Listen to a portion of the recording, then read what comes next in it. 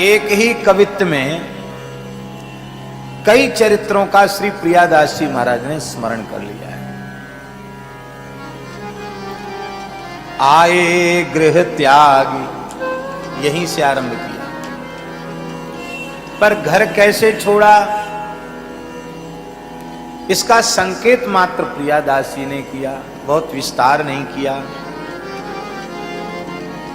आप लोग श्रवण कर चुके हैं कि श्री ठाकुर जी श्री जी की अत्यंत प्राणप्रिय सखी श्री विशाखा जी, जिनका स्वाधीन भर्तृका भाव है, ऐसी श्री विशाखा जी ही श्री हरिराम व्यास जी के रूप में प्रकट हुई। श्री हरिराम व्यास जी का प्रादुर्भाव तत्कालीन बुंदेलखंड की राजधानी परम धार्मिक, आस्तिक, पौराणिक, ऐतिहासिक, राजनैतिक नगर, महानगर ओरछा में विक्रम संवत 1567 में आपका जन्म।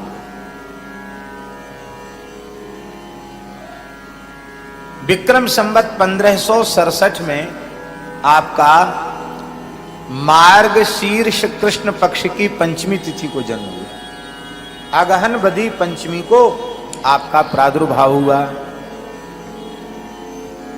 आपके पिताजी का नाम पंडित श्री सुमोखन जी शुक्ल एवं आपकी माता जी का नाम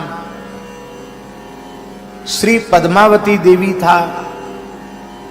और कोई ऐसा भी कहते हैं कि उनका नाम देविका माता था।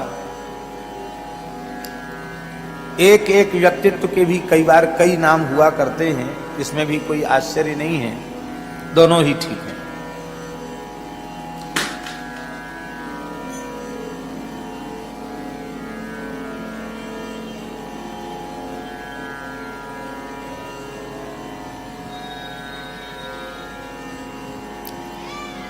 श्री हरिराम व्यास जी का जिस वंश में जन्म हुआ था, उस वंश पर सरस्वती और लक्ष्मी दोनों की एक साथ कृपा थी। प्रायः ऐसा होता है कि सरस्वती का अनुग्रह जिस विप्र वंश पर होता है, लक्ष्मी जी थोड़ा मान कर जाती हैं, रूस जाती हैं। लक्ष्मी जी की विशेष कृपा होती है तो फिर वो निरक्षर भट्टाचार्य होते हैं, पढ़े लिखे नहीं होते।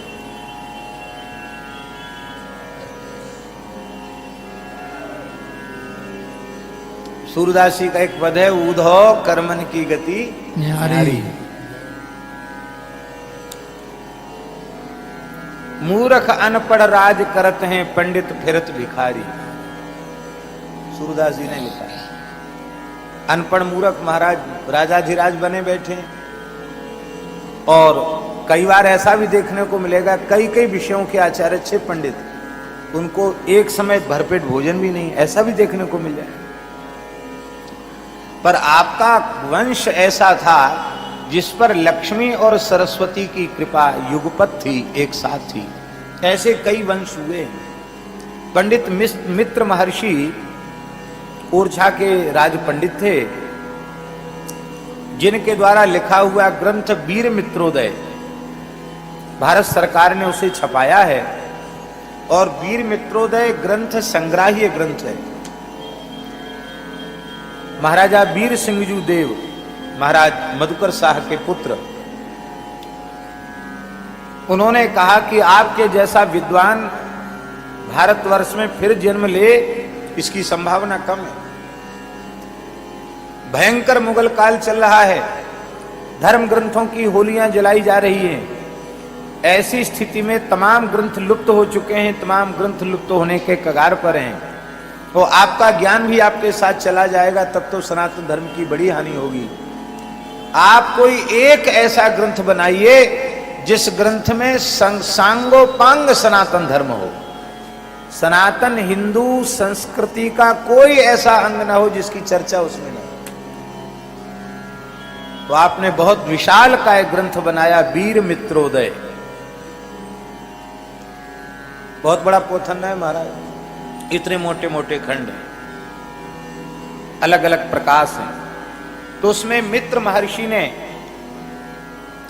हमने वीर मित्रोदय को एक बार सरसरी दृष्टि से देखा है, तो उसमें आरंभ में उन्होंने लिखा है कि मेरे घर में सदा झगड़ा होता रहता है। श्लोक मुझे याद नहीं है, उसका भाव बोल रहे हैं। मेरे घर में सदा झगड़ा होता रहता है। किसमें? बोले सरस्वती और लक्ष्मी में। सरस्वती कहती है हम ज्यादा कृपा करेंगी, लक्ष्मी कहती तुम कैसे, हम ज्यादा कृपा करेंगी। तो दोनों स्पर्धा पूर्वक हमारे ऊपर कृपा कर रही है, ऐसा उन्होंने लिखा। राजाओं के जैसा ऐश्वर्य। उन्हीं मित्र महर्षि ने वीर मित्रोदय में वर्णन किया है। कृष्ण जन्मभूमि में विशाल मंदिर था और उस मंदिर को मुगलों ने तोड़ा और उस मंदिर को पुनः निर्माण कराया। पहले मंदिर छोटा था और उस मंदिर का निर्माण करा, कृष्ण जन्मभूमि मंदिर का महाराजा वीर सिंह देव ने निर्माण कराया। इसका वर्णन उस काल के, उसी काल में जिस काल में मथुरा कृष्ण जन्मभूमि का निर्माण हुआ है, उन्होंने प्रतिष्ठा प्रकाश नामक एक अलग ग्रंथ लिखा है। वीर मित्रोदय का ही एक खंड है, उसका नाम है प्रतिष्ठा प्रकाश। विस्तार से वर्णन है कि कृष्ण जन्मभूमि की कैसे प्रतिष्ठा हुई थी, कैसे मणियों के दीपक थे जिनसे प्रकाश होता था गर्भगृह में, ये उन्होंने वर्णन किया है। और मथुरा के ब्राह्मणों को 81 मन स्वर्ण का दान वीर सिंह देव ने किया था। प्रतिष्ठा में कितना सोना? 81 मन सोने का दान किया। बाद में उस मंदिर को लूटा गया और उसे तोड़ करके एक इमारत खड़ी कर दी गई, ईदगाह, और उसी के कुछ मलबे से बीच में एक मस्जिद भी बाजार में बनाई गई। तो कहने का आशय यह है कि ऐसे भी पवित्र वंश हमारे भारतवर्ष में हुए हैं जिन पर लक्ष्मी और सरस्वती की समान कृपा। आपका समय से 7 वर्ष की आयु में यज्ञोपवीत संस्कार आपका संपन्न हुआ और अपने विद्वान पिता के ही पास आरंभिक शिक्षा आपने प्राप्त की। बाद में आप काशी चले गए, व्यास जी महाराज, और अवतारी पुरुष तो थे ही।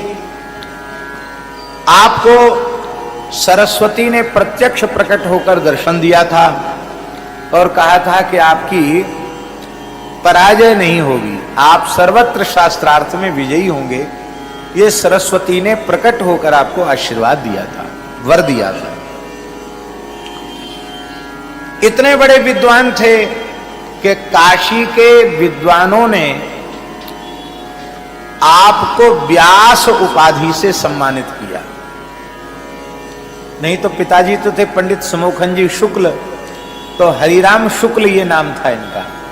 लेकिन काशी के विद्वानों ने कहा कि संपूर्ण सनातन धर्म के संपूर्ण रहस्यों को सांगोपांग रूप से या तो कृष्ण द्वैपायन व्यास जी जानते हैं या इस युग में वर्तमान समय में हरिराम जी शुक्ल जानते हैं। इसलिए अत्यंत आदर पूर्वक काशी के विद्वानों ने उनको व्यास इस उपाधि से अलंकृत किया। व्यास उपाधि सामान्य उपाधि नहीं है, सर्वोच्च उपाधि है। काशी के विद्वानों ने इसे सर्वोच्च उपाधि माना और उस काल का सर्वोच्च विद्वान आपको सुनिश्चित किया गया। आप वहां से लौटकर ओरछा आए, बड़ा राजकीय स्वागत सत्कार आपका हुआ और फिर आपके मन में लोगों ने आपको सलाह दिया कि आप इतने बड़े विद्वान हैं तो इससे ओरछा राज्य की महिमा भी बढ़ेगी।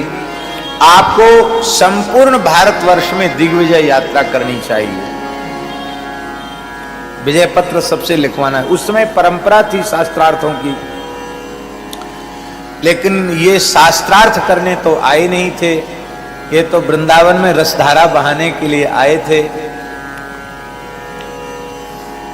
आप विचार करने लगे, विचार करते करते अपने हितैषियों के साथ विचार करते करते इस निर्णय पर पहुंचे कि बहुत लंबा समय बीत जाएगा पूरे देश में दिग्विजय यात्रा करने पर काशी विद्वानों की नगरी है, काशी के विद्वानों को चुनौती दी जाए और काशी के समस्त विषयों के विद्वानों को परास्त करके यदि वहां से विजय पत्र मिल जाए तो फिर पूरे देश में दिग्विजय यात्रा करने की आवश्यकता नहीं है, दिग्विजय यात्रा मान ली जाएगी।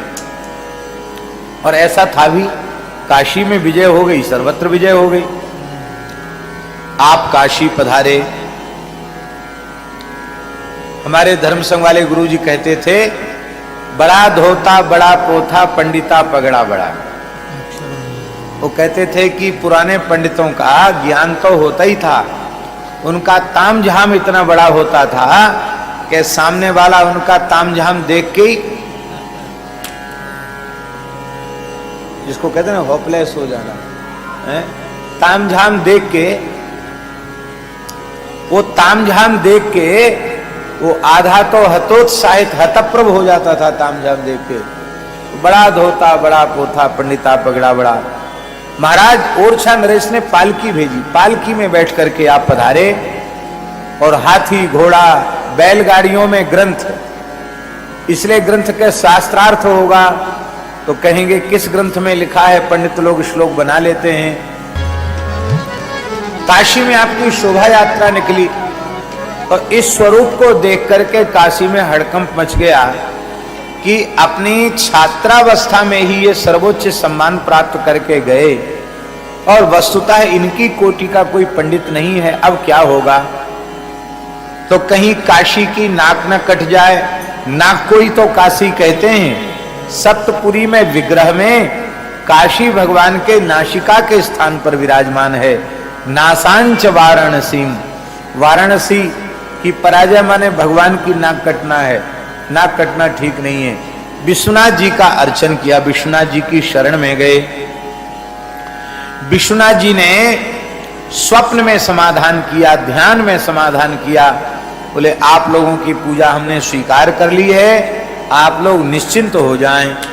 भगवान शिव का आदेश हो गया, ब्राह्मण तो प्रसन्न हो गए। और दूसरे ही दिन भगवान विश्वनाथ एक वयोवृद्ध संत के रूप में सायंकाल के समय श्री हरिराम व्यास जी के निकट आए। संस्कार तो थे ही जन्मजात,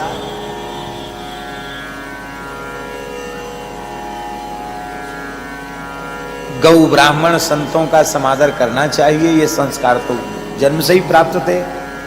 एक वयोवृद्ध संत आए हैं, इनको देख करके व्यास जी ने चरणों में अत्यंत श्रद्धा पूर्वक प्रणाम किया। आओ आओ भगवान। भगवान विश्वनाथ संत वेश में आए थे। उन्होंने करे महाराज मैं तो बिल्कुल पढ़ा लिखा नहीं हूं, कभी किसी विद्यालय में पढ़ने गया नहीं, आप तो बहुत बड़े प्रकांड पंडित हैं, आप हमारे जैसे व्यक्ति को प्रणाम कर रहे हैं, सामान्य व्यक्ति करे महाराज आप संत हैं, आप कैसे पधारे।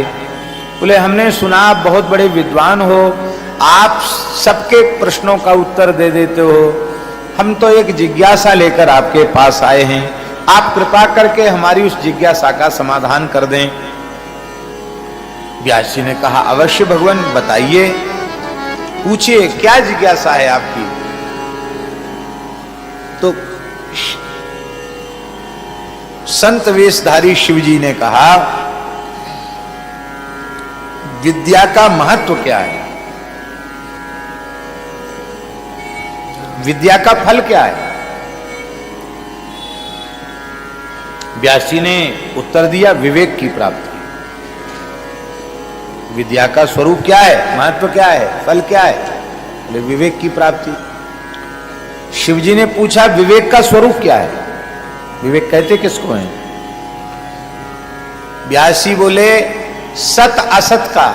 श्री ठाकुर गोरीलाल जी महाराज की जय। सत असत का विवेक हो जाना, यह सत है यह असत है, इसका बुद्धि में ठीक से निर्णय हो जाना और असत का परित्याग करके सत में स्थित हो जाना, असत से निवृत्त होकर सत स्वरूप में अवस्थित हो जाना, यही विवेक का स्वरूप है।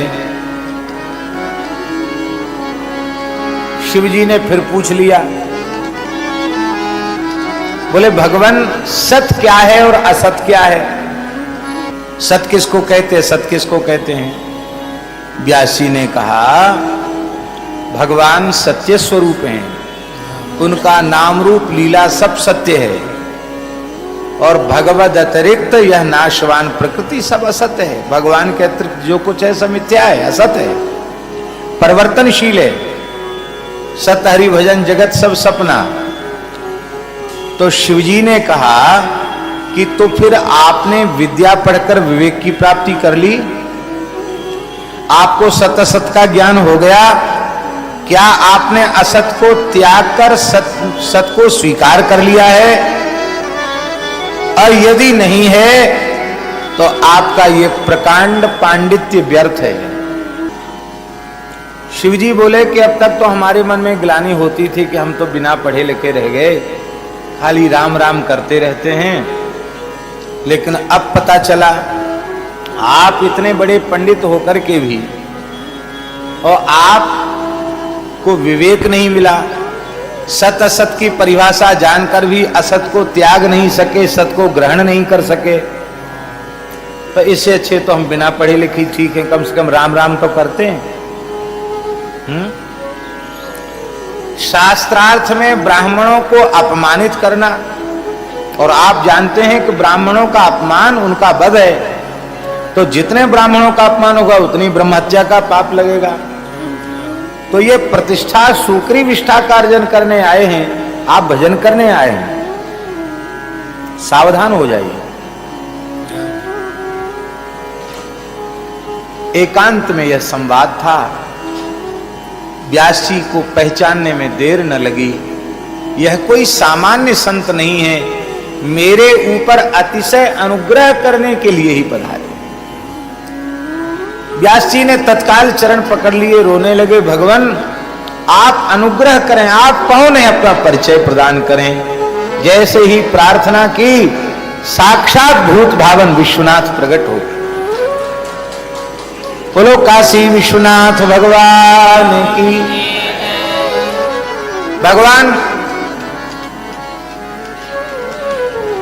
भगवान शिव प्रकट हो गए।